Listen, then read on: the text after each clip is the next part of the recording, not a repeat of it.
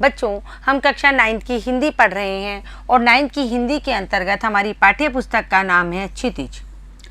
हम जो पढ़ रहे हैं वो है काव्य खंड, अध्याय है 13 और आज के हमारे कवि हैं वो हैं सुमित्रानंदन पंत।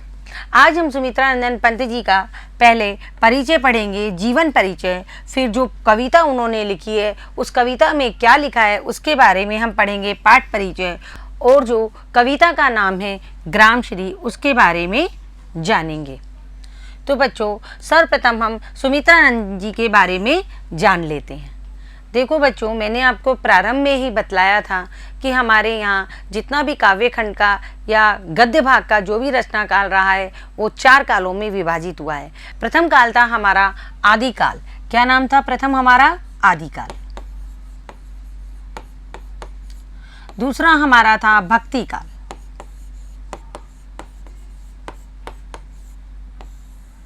तीसरा हमारा था रीति काल।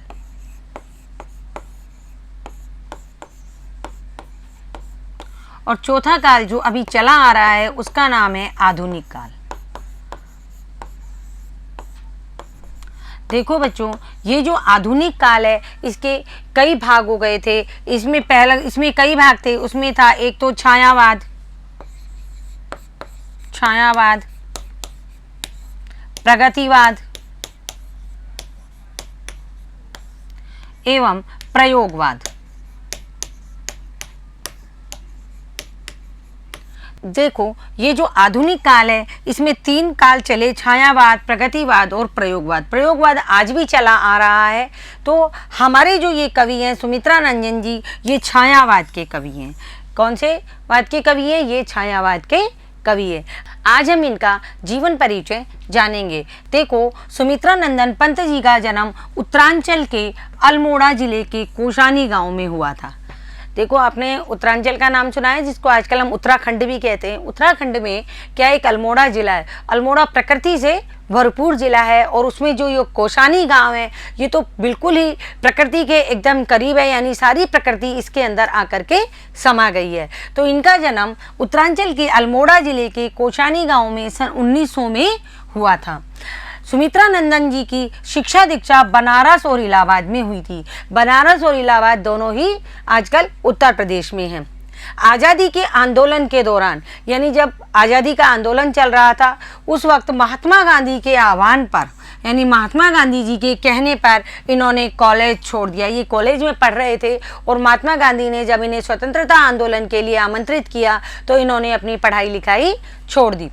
छायावादी कविता के प्रमुख स्तंभ रहे सुमित्रानंदन पंत का काव्य क्षितिज 1916 से लेकर 1977 तक फैला है। देखो, इनका जन्म हुआ 1900 में और यानी 16 वर्ष की अवस्था में जब ये थे तब से इन्होंने काव्य लिखने शुरू किए और 1977 तक ये काव्य लिखते गए। तो हम ये कह सकते हैं कि ये छायावादी कविता के प्रमुख स्तंभ थे, यानी प्रकृति के चितेरे कवि थे। यानी प्रकृति को इन्होंने बहुत नज़दीक से देखा था। ये प्रकृति के बीच में पले, प्रकृति के बीच में बड़े हुए, तो इन्होंने प्रकृति और मनुष्य के दोनों के जो अतरंग संबंध है उनके बारे में इन्होंने कविताएं लिखी। अब आप देखो, सन 1977 में इनका देहावसान हो गया, यानी सन 1977 में ये मृत्यु को प्राप्त हुए। वे अपनी जीवन दृष्टि के विभिन्न चरणों में छायावाद, प्रगतिवाद एवं अरविंद दर्शन से प्रभावित हुए। देखो, हर कोई व्यक्ति होता है जो किसी ना किसी चीज़ से प्रभावित होता है और प्रभावित होकर के वो अपना आगे का जीवन शुरू करता है। उसी प्रकार नंद जी ने क्या किया था, अपने जीवन काल में इन्होंने छायावाद से संबंधित कविताएं लिखी। प्रगतिवाद क्योंकि इन्होंने क्या देखा था, आज़ादी का समय देखा था कि किस तरह आज़ादी में स्वतंत्रता सेनानियों में भाग लिए तो किस प्रकार प्रगति हुई उसके बाद आज़ादी के बाद देश की, क्योंकि आज़ादी के बाद तक रहे हैं तो आज़ादी के बाद देश ने किस प्रकार उन्नति करी, तो ये कहलाया प्रगतिवाद। एवं अरविंद दर्शन से भी ये प्रभावित हुए। अरविंद जी एक बहुत बड़े अध्यात्म पुरुष थे। उनका जो दर्शनवाद था उस दर्शनवाद से उनके जीवन को, सुमित्रानंदन जी के जीवन को उन्होंने बहुत प्रभावित किया। इनकी जो प्रमुख रचनाएं थी वो इनकी जितनी भी रचनाएं थी वो सब प्रकृति से संबंधित थी। तो इनकी जो प्रमुख रचनाएं वो देखो, वीणा, ग्रंथि, गुंजन, ग्राम्य, पल्लव, युगांत, स्वर्ण, किरण, स्वर्णधूलि, कला और बूढ़ा चांद, लोकायतन, चिदंबरा, ये इनकी प्रमुख काव्य कृतियाँ, यानी 1916 से लेकर के और 1977 तक जब इनकी मृत्यु हुई तब तक इन्होंने ये सारी जो प्रमुख कृतियाँ हैं ये लिखी। इन्हें साहित्य अकादमी पुरस्कार, भारतीय ज्ञानपीठ पुरस्कार और सोवियतलैंड नेहरू पुरस्कार से सम्मानित किया गया। यानी इन्हें अपने जीवन काल में 3 बड़े बड़े पुरस्कार मिले। साहित्य अकादमी पुरस्कार जो साहित्य के क्षेत्र में दिया जाता है, भारतीय ज्ञानपीठ पुरस्कार एवं सोवियतलैंड नेहरू पुरस्कार से इन्हें सम्मानित किया गया। पंत की कविता में देखो, ये मैं आपको पहले भी बता चुकी हूँ कि पंत की कविता में प्रकृति और मनुष्य के अतरंग संबंधों की पहचान है, यानी कि प्रकृति है उसको उसके ऊपर मानवीकरण किया गया है। यानी कि इनकी जो कविताएं हैं उनमें मानवीकरण अलंकार बहुतायत रूप से मिलता है। प्रकृति को इन्होंने मनुष्य से जोड़ा है, यानी इन्होंने बताया है कि प्रकृति मनुष्य के बिना कुछ भी नहीं है और मनुष्य बिना प्रकृति के कुछ भी नहीं है। दोनों एक दूसरे से बहुत नज़दीकी से जुड़े हुए हैं। उन्होंने आधुनिक हिंदी कविता को एक नवीन अभिव्यंजना पद्धति एवं काव्य भाषा से भी समृद्ध किया। देखो, इन्होंने जो हिंदी की कविताएं लिखी उनमें नवीन अभिव्यंजना पद्धति तो इन्होंने डाली, इसके अलावा बहुत अच्छी तरीके की काव्य भाषा से भी इन्होंने हिंदी कविता को समृद्ध किया। इन्होंने भावों की अभिव्यक्ति के लिए, यानी कि कविता में जो भाव डालने के लिए, आप जब आगे की क्लास में जाओगे तब वहाँ रस पढ़ोगे तो रस में आपको पता चलेगा कि भाव क्या होते हैं। तो उन भावों की अभिव्यक्ति के लिए इन्होंने क्या किया, सटीक शब्दों का प्रयोग किया। यानी ऐसे सटीक शब्दों का प्रयोग किया जो पढ़ने वाले को और सुनने वाले को बहुत ही मधुर लगे, इसलिए इन्हें शिल्पी कवि भी कहा गया है। मतलब इसमें एक प्रश्न बनता है अपना कि ऐसे छायावाद के ऐसे प्रमुख कवि का नाम लिखिए जिन्हें शिल्पी कवि कहा गया है। तो वे प्रकृति के चितेरे कवि थे सुमित्रा नंदन पंत। इन्हें हम प्रकृति के चितेरे कवि भी कह सकते हैं। आज जो हम पाठ पढ़ेंगे, हमारे पाठ का जो नाम है ग्रामश्री। क्या है? ग्रामश्री। इस पाठ में क्या बताया गया है, इस कविता में क्या कहा गया है, हम उसके बारे में थोड़ा जान लेते हैं। देखो, ग्रामश्री कविता में पंत ने गांव की प्राकृतिक सुषमा और समृद्धि का मनोहारी वर्णन किया है। यानी गांवों में प्रकृति किस प्रकार फैली हुई है और किस प्रकार अपनी अभिव्यंजना कर रही है, उसका बहुत मनोहारी वर्णन उन्होंने किया है। कि जो शहरों में तो क्या है, कंक्रीट के मकान खड़े हैं जगह जगह, शहरों में तो प्रकृति लगभग नष्ट सी हो गई है, नदियों का पानी भी दूषित हो रहा है, लेकिन गाँवों में क्या है, वहाँ की जो प्राकृतिक सुषमा है, वहाँ की जो समृद्धि है प्रकृति की, वो बहुत ही सुंदर और मनमोहक है। खेतों में दूर दूर तक लहलाती फसलें, फल फूलों से लदे पेड़ों की डालियां और गंगा की सुंदर रेती।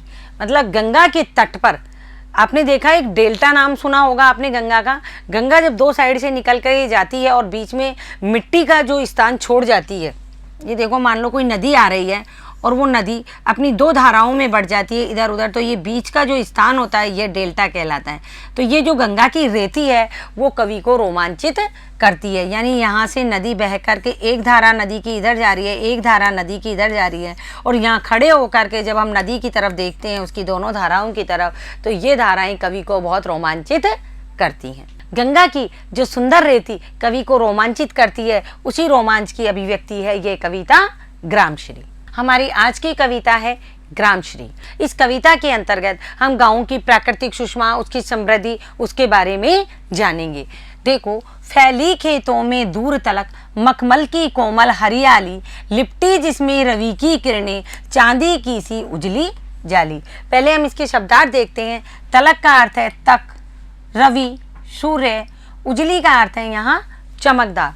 तो आप देखो, फैली खेतों में दूर तलक, यानी खेतों में बहुत दूर दूर तक। तलक का अर्थ है तक, यानी खेतों में बहुत दूर दूर तक क्या फैली हुई है, कोमल हरियाली, मखमल की तरह कोमल हरियाली फैली हुई है। लिपटी जिसमें रवि की किरणें, यानी ऐसी सुंदर हरियाली है जिसमें क्या है, सूर्य की किरणें लिपटी हुई है, और चांदी की सी उजली जाली। और जब सूर्य की किरणें उस हरियाली पर, हरी हरी फसल पर जब गिर रही है तो वो बहुत चमकदार दिख रही है और ऐसी लग रही है मानो उज्ज्वल एवं चमकीली। कैसी लग रही है? उज्ज्वल एवं चमकीली। तो हम कह सकते हैं कि कवि इसमें गांव की प्राकृतिक सुषमा एवं समृद्धि का मनोहारी वर्णन कर रहे हैं और करते हुए कवि कह रहे हैं कि गांवों में दूर दूर तक मखमल की तरह कोमल हरियाली फैली हुई है और उस हरियाली पर जब रवि की किरणें चांदी की जाली की तरह गिर रही है तो कैसी शोभायमान हो रही है, उज्जवल एवं चमकीली शोभायमान हो रही है। तिनकों के हरे हरे तन पर हिल हरित रुधिर है रहा झलक, श्यामल भूतल पर झुका हुआ नभ का चिर निर्मल नील फलक। आप देखो, पहले हम इसके शब्दार्थ देखेंगे। हरित, हरित का यहाँ अर्थ है हरा, हरित से अर्थ है हरा। रुधिर, रुधिर से अर्थ है खून। श्यामल भू, भू का अर्थ धरती है और श्यामल से यहाँ अर्थ बताया गया है हरी भरी। चिर निर्मल, चिर का अर्थ है एकदम और निर्मल का अर्थ है स्वच्छ। फलक, फलक का अर्थ है नीला विस्तार। अपन कहते हैं ना आकाश का फलक, यानी पूरा आकाश है जो हमको नीला दिखाई देता है। तो आप देखो, तिनकों के हरे हरे तन पर, यानी कवि पंत कह रहे हैं हरी हरी घास और तिनकों पर सूर्य की किरणें पड़ने से हिल हरित रुधिर है रहा झलक, पड़ने से उनमें क्या दिखाई दे रहा है, उनकी पत्तियां ऐसे चमक रही है मानो हरा हरा, जब ग्रीन कच्चा तना होता है तो बहुत सुंदर दिखाई देता है, वो इस तरह दिखाई दे रहा है मानो उस तने के अंदर क्या हो रहा है, हरे रंग का रक्त बह रहा है या हरे रंग का खून बहता हुआ झलक रहा है। श्यामल भूतल पर झुका हुआ, श्यामल भूतल का मतलब यहाँ क्या है, हरी भरी धरती, यानी हरियाली से शोभायमान धरती पर क्या हो रहा है, झुका हुआ नभ का चिर निर्मल नील फलक, यानी हरी भरी धरती के ऊपर जो हरियाली से शोभायमान है उस धरती पर नीला स्वच्छ आकाश एक पट या फलक की तरह झुका हुआ है। मतलब इस तरह लग रहा है कि चारों तरफ तो खेतों में फसलों की हरियाली फैली हुई है, ऊपर स्वच्छ नीला आकाश है जिसमें सूर्य की किरणें चमक रही है। जब वो सूर्य की किरणें उस हरियाली पर उन फसलों पर गिरती है तो चांदी की तरह तो लगती है और इस तरह प्रतीत होता है मानो श्यामल भू, यानी कि हरी भरी धरती पर नीले आकाश का जो फलक है, पूरा का पूरा नीला आकाश उस हरियाली के पास में आकर के उसके ऊपर झुका हुआ है। आशय यह है कि यहाँ गांव का प्राकृतिक परिवेश अति मनोरम एवं समृद्ध है, यानी कि कुल मिलाकर के कवि ये कहना चाहते हैं कि गांव का जो प्राकृतिक परिवेश है वो बहुत मनोरम है और बहुत ही समृद्ध है। बच्चों, हम आगे का इसमें देखते हैं कि ये जो हमने भावार्थ पढ़ा है इस भावार्थ में क्या विशेषता बताई गई है। तो देखो, इस भावार्थ में बताया गया है चांदी की सी उजली जाली। चांदी की सी उजली जाली को यहाँ किससे बताया गया है, सूर्य की किरणें। क्या है, सूर्य की किरणें। जब प्रातःकालीन सूर्य की चमकती हुई किरणों के लिए इनको कहा गया है, क्योंकि हिलते डुलते पेड़ पौधों पर जब धूप चमकने लगती है और किरणों का आड़ा तिरछा पड़ना चांदी की उजली जाली के समान लगता है। देखो, आपने जाली देखी है, जाली कैसी होती है, इस तरीके से बनी हुई होती है ना। और जब पेड़ पौधे लहला रहे हैं, यानी पेड़ पौधे हिल डुल रहे हैं और उनके ऊपर जब सूर्य की चमकती हुई किरणें गिर रही हैं तो कैसी लग रही है, जैसे कोई उजली चमकदार चांदी की जाली हो।